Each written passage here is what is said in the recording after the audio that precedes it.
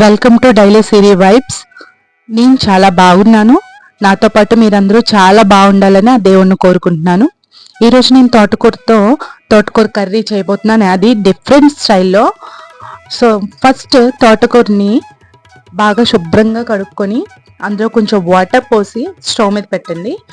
అందులో ఒక 3 పచ్చిమిర్చి వేయండి. అది స్పైసెస్ మీ ఇష్టం, మీరు ఎన్నైనా మిర్చి యాడ్ చేసుకోవచ్చు.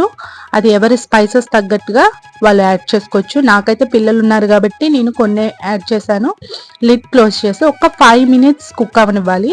5 మినిట్స్ తర్వాత చూస్తే ఇలా కుక్ అవుతుంది. సో పర్వాలేదు, ఈ స్టేజ్లో స్టవ్ ఆపేయచ్చు. ఎందుకంటే మనం టోటల్లీ కుక్ చేయని అవసరం లేదు, ఎందుకంటే మనం మళ్ళీ దాన్ని డబుల్ కుక్ చేస్తాం. So little cook, half cook అయితే సరిపోతుంది. సో ఇలా కుక్ అయిన మొత్తాన్ని ఒక మిక్సీ జార్లో తీసుకొని మిక్సీ పట్టుకోవాలి. టోటల్గా కూల్ అయిన తర్వాతే. సో మిక్స్ అయిన తర్వాత అందులో ఒక 3 స్పూన్స్ ఆఫ్ శనగపిండి వేయాలి. శనగపిండి వేసిన తర్వాత సాల్ట్ తీసుకోవాలి. సాల్ట్ మన టేస్ట్ తగ్గట్టు ఇప్పుడే వేసే అవసరం లేదు, లిటిల్ వేయండి, తర్వాత కర్రీలో కూడా వేస్తాం కాబట్టి ఇప్పుడు కొంచెం అయితే సరిపోతుంది. నెక్స్ట్ సాల్ట్ తర్వాత మసాలా పొడి వేయాలి. ఈ మసాలా పౌడర్ ఏంటంటే మనం చికెన్లో మటన్లో ఏదైతే మసాలా పొడి వేస్తామో అదే ఇందులో వేసేయాలి. ఈ మసాలా పొడి నేను ఇంట్లోనే ప్రిపేర్ చేస్తాను, అది కూడా వీడియో పెడతాను. చాలా టేస్టీగా వస్తాయి కర్రీస్, మీరు కూడా ట్రై చేయండి. నేను త్వరలోనే పెడతాను ఆ వీడియో. ఇదంతా మిక్సీ పట్టుకున్నాక పక్కన పెట్టి ఒక ప్లేట్లో గీ అప్లై చేసి మనం ఏదైతే ప్యూరీ తయారు చేసుకున్నామో తోటకూరది అది ఇందులో యాడ్ చేయాలి. అది ప్లేట్తోనే కాదు, మీరు ఇడ్లీ కుక్కర్లో కూడా చేసేసుకోవచ్చు. నేను ఇలా ఈజీగా అయిపోతుందని చెప్పి నేను ఒక కళాయి తీసుకొని అందులో వాటర్ పోసి ఏదైతే నేను ప్యూరీ చేసుకున్నానో ఆ ప్యూరీని ఇందులో పెట్టుకోబోతున్నాను. సో అలా మనకి ఇలా మనం కడాయిలో పెట్టుకుంటే ఈజీగా అయిపోతుంది. మనం మళ్ళీ ఇడ్లీ కుక్కర్లో పెట్టి అదంతా కొంచెం పెద్ద ప్రాసెస్ అనిపిస్తుంది నాకు. అందుకనే నేను ఇంత సింపుల్గా చేసేస్తున్నాను. నేను ఏదైనా కుక్ చేస్తే చాలా సింపుల్గా చేసేస్తాను. సో అలానే నేను కూడా మీకు అదే సింపుల్ మెథడ్లోనే చెప్తున్నాను. సో ఇలా కుక్ చేయాలి. ఒక సిమ్లో పెట్టి ఒక 5 మినిట్స్ దాన్ని ఉంచేసేయాలి. 5 మినిట్స్ తర్వాత లిడ్ ఓపెన్ చేస్తే చూడండి చాలా పర్ఫెక్ట్గా కుక్ అయిపోయింది. లైక్ ఇడ్లీ ఎలా అయితే మనం టెస్ట్ చేస్తామో అలానే ఫోక్ పెట్టి చూడండి. ఇఫ్ మీరు కుక్ అయింది అనుకుంటే తీసేయచ్చు. తీసేసి బాగా కూల్ అయిన తర్వాత ఒక ప్లేట్ మీద దాన్ని బౌల్లిస్తే చూడండి చాలా పర్ఫెక్ట్గా వచ్చేసింది. ఇలా మనకి ఒక కేక్ షేప్లో వచ్చేసినాక దాన్ని పీసెస్గా కట్ చేసుకోవాలి.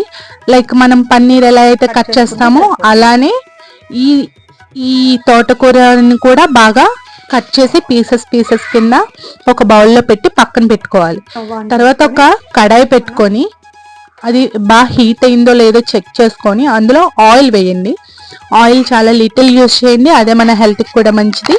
సో ఆయిల్ వేసుకున్నాక కొంచెం పసుపు వేయండి. సో దట్ ఏమవుతుందంటే ఆ పీసెస్ అనేవి స్టిక్ ఆన్ అవ్వకుండా మనకి ఈజీగా ఫ్రై ఆన్ అవుతుంది. సో ఆఫ్టర్ ఆయిల్ వేసిన తర్వాత పసుపు వేసిన తర్వాత మనం ఏదైతే తోటకూర పీసెస్ మనం పక్కన పెట్టుకున్నామో కట్ చేసి వాటిని అందులో వేసి కొంచెం సేపు ఫ్రై చేయాలి. అలా అన్ని పీసెస్ని తీసి అందులో వేసి ఫ్రై చేస్తే ఇలా చేసి కర్రీ కానీ మనం తోటకూర ఇష్టం లేదు అన్న పిల్లలు యాక్చువల్గా తోటకూర చాలా మంది తినడానికి ఇష్టపడరు. సో మనం ఇలా చేసి పెడితే అది తోటకూర అని కూడా గెస్ చేయరు, ఈజీగా తినేస్తారు. హ్యాపీగా మనం ఇలా చేసి పిల్లలకైతే పెట్టేయచ్చు. వాళ్ళకి హెల్త్ కూడా టేస్ట్ కూడా మనం అసలు తోటకూర కర్రీ అని చెప్పకపోయినా పర్వాలేదు, వాళ్ళు హ్యాపీగా తినేస్తారు. సో ఇలా చేసిన తర్వాత ఫ్రై చేసుకోవాలి. చాలా చక్కగా ఫ్రై చేయాలి, అటు ఇటు కలుపుతా ఫ్రై చేసుకొని మనం కొంచెంగా వేసుకోవాలి. అన్నీ వేసేస్తే స్టిక్కీగా అయిపోతాయి. సో కొన్ని తీసాక మళ్ళీ ఇంకా కొన్ని ఏమైనా ఉంటే అవి మళ్ళీ ట్రిప్లో చేసుకోవాలి. అలా ఫ్రై చేసినవన్నీ ఒక్కొక్కటిగా ఒక పక్కన పెట్టుకోవాలి.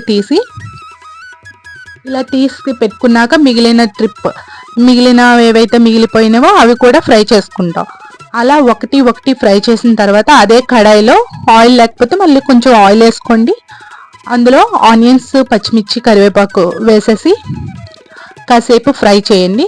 గోల్డెన్ బ్రౌన్ కలర్లో మన ఆనియన్స్ వచ్చే వరకు ఫ్రై చేసి అందులో కొంచెం పసుపు వేయండి. పసుపు వేసి బాగా ఫ్రై చేయాలి. మన ఆనియన్స్ బాగా బేగా ఫ్రై అవ్వాలంటే అందరికీ తెలిసిన టిప్పే సాల్ట్ కొంచెం వేస్తే మనకి చాలా బాగా కుక్ అవుతుంది. సో త్వరగా కుక్ అయిపోతుంది చెప్పాలంటే. సో కుక్ అవ్వటానికి మనం లిడ్ క్లోజ్. నేను తీసుకున్న తోటకూరకి అయితే 3 టమాటాస్ పడినాయి.